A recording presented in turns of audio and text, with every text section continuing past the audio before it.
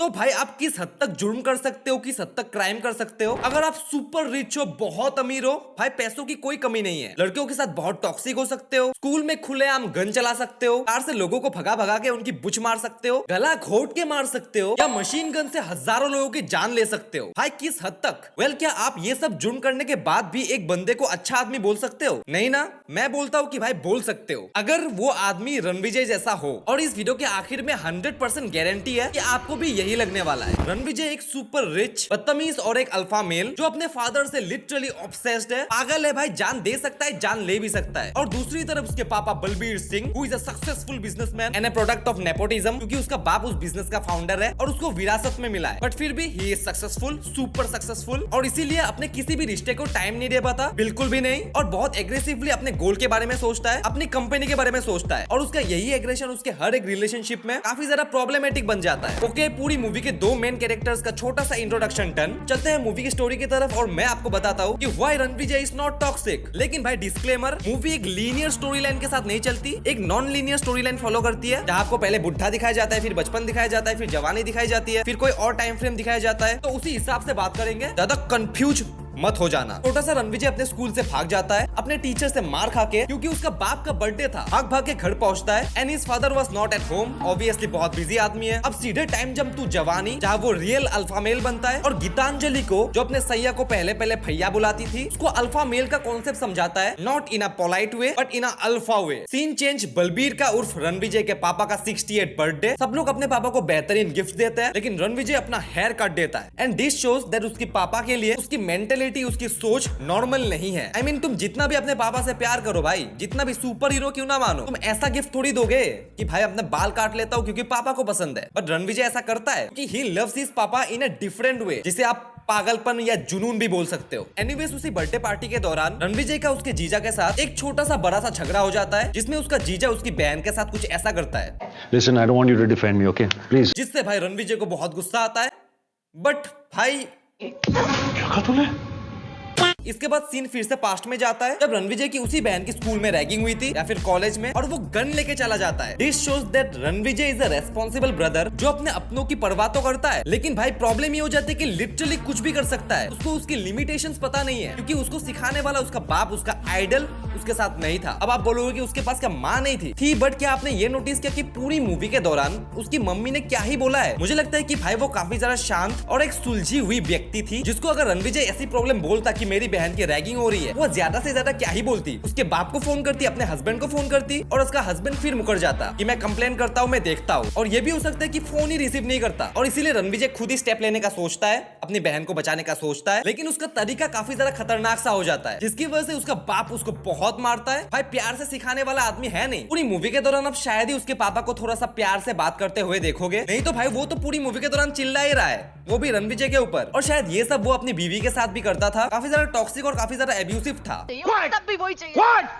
और यही सारी चीजें रणविजय ने उसके बाप से सीखी और नहीं भी सीखी। सीखा क्या? उसका एग्रेशन उसके अंदर भाई बचपन से शायद बस गया। उसके बाप का एग्रेशन, वो कुछ भी हो जाए पर झुकने का नहीं वाला एटीट्यूड। लेकिन क्या नहीं सीखा? अपने बाप की तरह बाप बनना। क्योंकि जितना भी रणविजय अपने बेटे को टाइम ना दे, अपने परिवार को टाइम ना दे, उससे प्यार बहुत जताता था। And at this point he was not like his father. Again back to the birthday scene, जहाँ पर रणविजय अपने जीजा को सॉरी बोलता है और उसका बाप जीजा की साइड ही लेता है। इसीलिए रणविजय काफी ज्यादा इनसिक्योर हो जाता है अपने बाप को लेके कि मेरे पापा है, हमारे बहन के पापा है, तू क्यों पापा बोलेगा? तेरे खुद के पापा नहीं है क्या? और उसके बाद हम फिर से बाप बेटे के वो टकरार को देखते हैं, जहाँ पर बाप बेटे को समझने को तैयार ही नहीं है कि बेटे को बस आपका थोड़ा सा टाइम चाहिए बॉस, आपका थोड़ा सा वैलिडेशन चाहिए, आपका थोड़ा सा प्यार चाहिए। ऐसा बाप इतना तो दे ही सकते हो, क्योंकि भाई रियलिटी में भी हम सभी के लाइफ में हमारे सुपर हीरो पहले ना पहले हमारे पापा ही होते हैं। बड़े होते होते वो सारी चीजें थोड़ी सी चेंज होने लग जाती है। बट रणविजय के केस में वो कभी बड़ा होता ही नहीं है। वो बचपन में भी वैसा ही था, अभी भी वैसा ही है। और उसका बाप उसको समझने की जगह उसके जीजा को प्रेज कर रहा है कि he is more disciplined than you, वो तुमसे ज्यादा योग्य है। भाई रणविजय की जगह अगर मैं भी होता, मुझे भी बुरा लगता।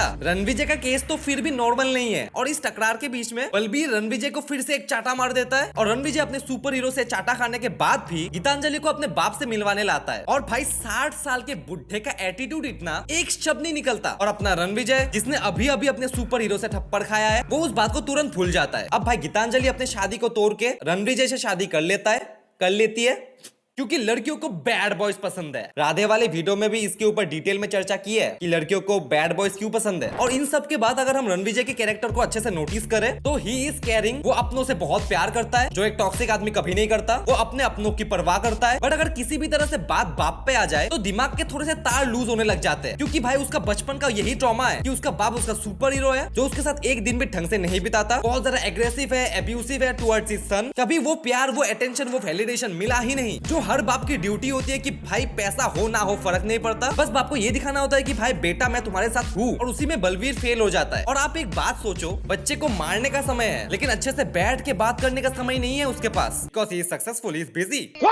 यहाँ तक कि भाई अगर आपको और प्रूफ चाहिए कि रणविजय क्यों टॉक्सिक नहीं है, तो उसकी बीवी गीतांजलि तक ये बात बोलती है कि हम 8 साल तक अमेरिका में कितने ज्यादा खुश थे, हम कितने खुश थे यूएस में। जो हमको ये दिखाती है कि भाई रणविजय की असली पर्सनैलिटी वो टॉक्सिक वाली, एब्यूसिव वाली है ही नहीं। सब झोल का मेन कारण भाई पापा मेरी जान, क्योंकि जब भी पापा की बात आ गई, चाहे वो अच्छा हो या बुरा, Ranvijay can do any damn thing. मैं तो भाई बोलता हूँ कि टॉक्सिक तो भाई उसका जीजा था। उसका जीजा तो उसकी दीदी की तरफ लिटरली सिगरेट फेंक देता है। और यही सेम बात मैं बलबीर के केस में भी बोल सकता हूँ, रणविजय के बाप के केस में, क्योंकि उसने भी अपनी बीवी से, रणविजय की माँ से ढंग से बात नहीं की इन द एंटायर मूवी। हर वक्त बस ऑर्डर देते हुए और चिल्लाते हुए ही दिखा। लेकिन उसके बावजूद भी रणविजय गीतांजलि पे कभी भी डोमिनेंस नहीं दिखाता कि तू चुप रहे।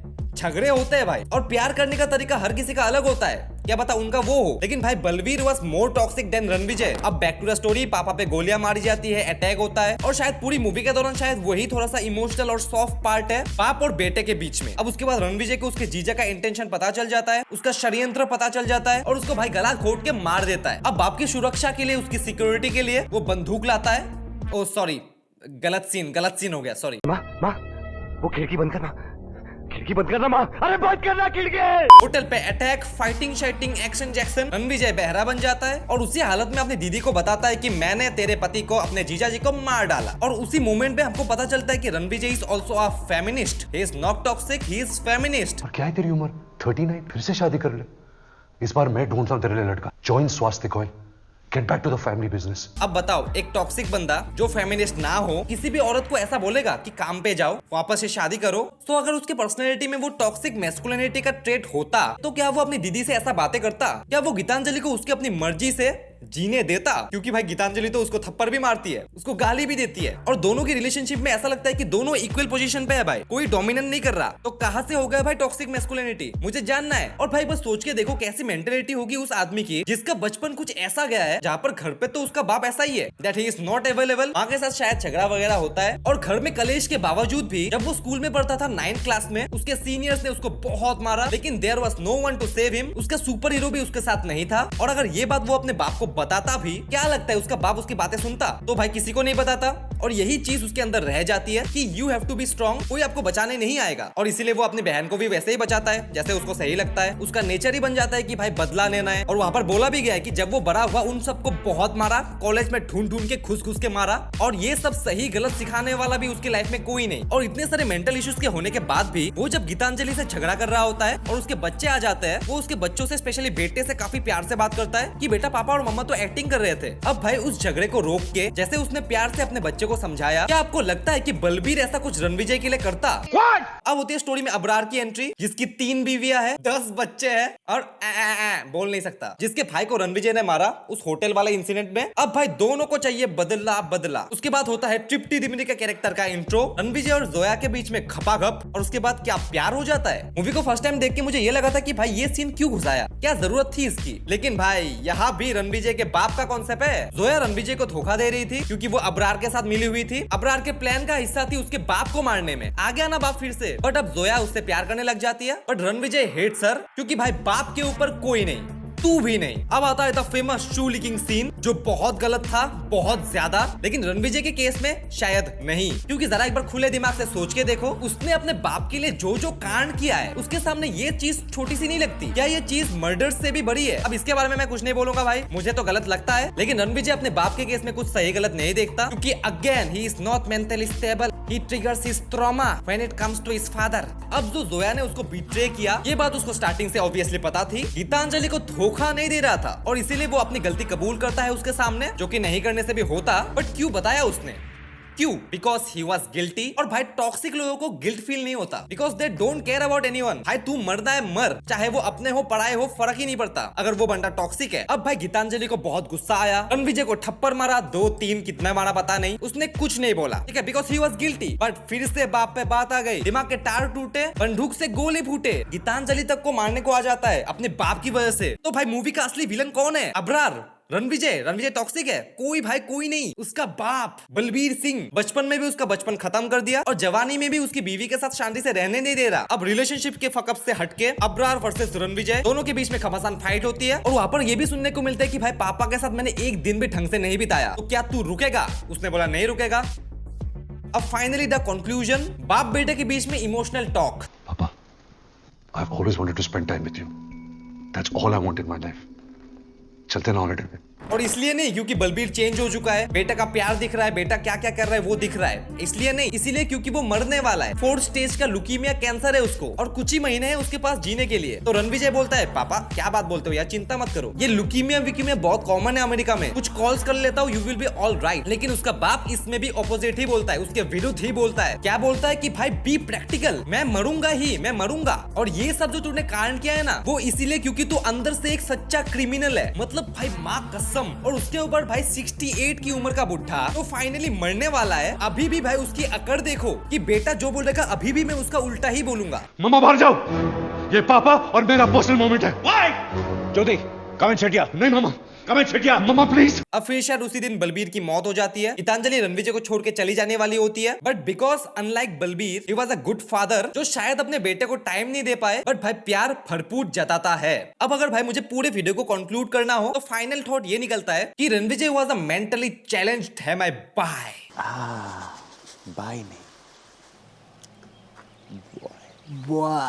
एक काइंड ऑफ मेंटली अनफिट आदमी है जो अपने बाप के लिए इस हद तक पागल है कि वो किसी भी हद तक गिर सकता है। लेकिन उसके बाप ने लिटरली कभी ये बात सोची ही नहीं कि थोड़ा सा तो टाइम अपने बेटे को दे देता हूँ, और अगर दे देता तो इतना सब कुछ छोल नहीं होता भाई। और भाई जो बोलते हैं कि मूवी के अंदर रणविजय इज टॉक्सिक, भाई Balbir is toxic, he is the real villain जिसकी बुरी परवरिश की वजह से रणविजय ऐसा बना। कोई बच्चा पैदा होते ही टॉक्सिक पैदा नहीं होता। बट भाई जो रणविजय ने पूरी मूवी के दौरान किया वो सही नहीं था, बहुत ही ज्यादा गलत था। और मैं इसको बिल्कुल भी जस्टिफाई नहीं कर रहा हूँ जो उसने किया, वो तो भाई उसका बचपन का ट्रॉमा होता है जिसकी वजह से उसकी एक ऐसी पर्सनैलिटी निकल के आती है एक स्पेसिफिक टॉपिक पर, पापा मेरी जान। एंड यस, बलबीर ने एक बच्चे की परवरिश नहीं की बल्कि एक एनिमल को ट्रेन किया है to deal with the problems like he himself does, that is aggressively, बिना कुछ सोचे समझे। अब अगर भाई आप मुझसे एग्री करते हो तो वेल एंड गुड, बट अगर डिसएग्री करते हो तो मैं भाई बोलता हूँ कि मेरा कोई इंटेंशन नहीं था किसी को भी ऑफेंड करने का। मैं तो बस अपना पॉइंट रख रहा था, आपको मानना है मानो, नहीं मानना है मत मानो, मेरी बात कोई पत्थर की लकीर तो है नहीं। एक एंटरटेनमेंट पर्पस की तरह लो, ज्यादा सीरियसली मत लो भाई, वीडियो है बस एंटरटेनमेंट, चिल मारो। बट अगर फिर भी आप ऑफेंड हो चुके हो, अब कोई फायदा नहीं है बोल के, तो comment section is all yours, लिखो गाली। टिल देन ओके, टरा बाय।